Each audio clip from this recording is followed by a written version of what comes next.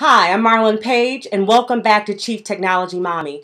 Today, I'm going to provide practical tips on keeping your children and teens safe while they're playing online games. Oftentimes, when we talk about internet safety, we overlook video games, but research shows that 97% of children between the ages of 12 and 17 play some type of online video game, and a quarter of them play with people they don't know. That's right, complete strangers. So there should be some safeguards in place if you are allowing your child to play online video games. A few weeks ago, I heard a story about a 10-year-old boy who was playing the video game Modern Warfare Call of Duty 2, and I probably had that confused, but Call of Duty 2, Modern Warfare 2, you know what I'm talking about. At any rate, he was playing this online video game. He played with a 22-year-old man. Now, of course, initially he didn't know that this man was 22 because he was a stranger. However, they became comfortable, established an online relationship where they would just play these games together. One day, the man invited him to a chat room, and because of the 10-year-old boy's level of comfort, he went to the chat room. Also, the man offered him some cheat codes. And simply, parents, cheat codes are just something that your child will have to take them to another level of the game, just to get them there a little faster. Just something to keep in the back of your head so you know that. And it is very attractive to them.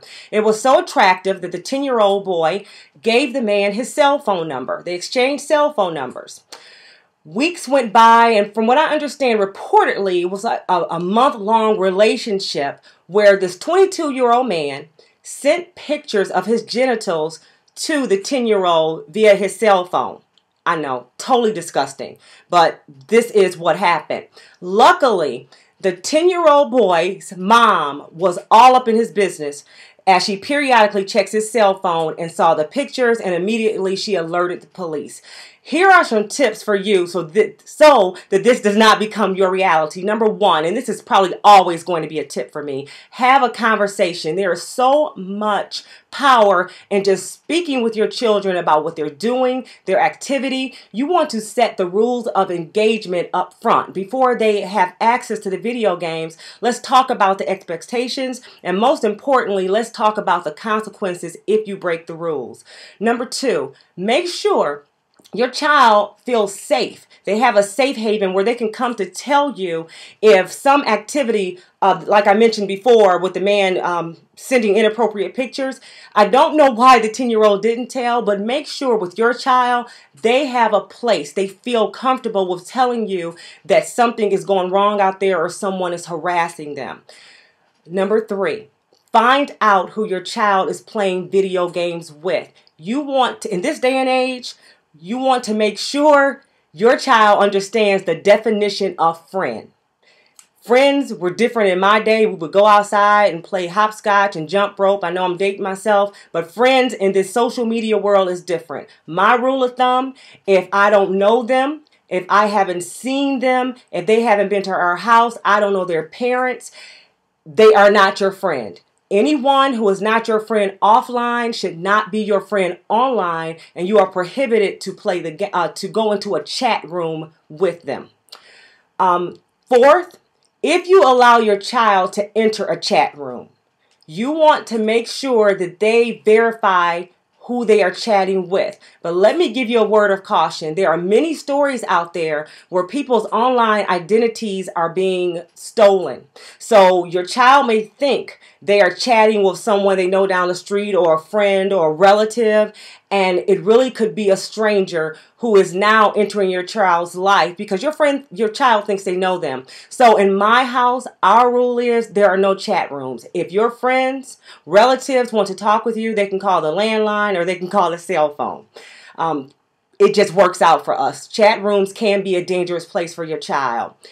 You also, another tip is invade their privacy. They don't have privacy when it comes to the online world. Luckily, this mom checked her son's cell phone, and she did it periodically because evidently he wasn't going to tell her. We don't know how this could have ended. Luckily, she was in his business. She not really spying, but she was very upfront. I'm checking this phone periodically. So luckily, she checked the phone. So Parents, we are responsible. We are purchasing these things. We have every right to know what's going on. Lastly, no matter how much your child begs for a certain video game, you want to make sure you check the rating. Now, this game, the young boy was playing Call of Duty Modern Warfare 2. The rating is M. M is for mature. This game clearly states, well, that rating states that this is for anyone who is 17 or older.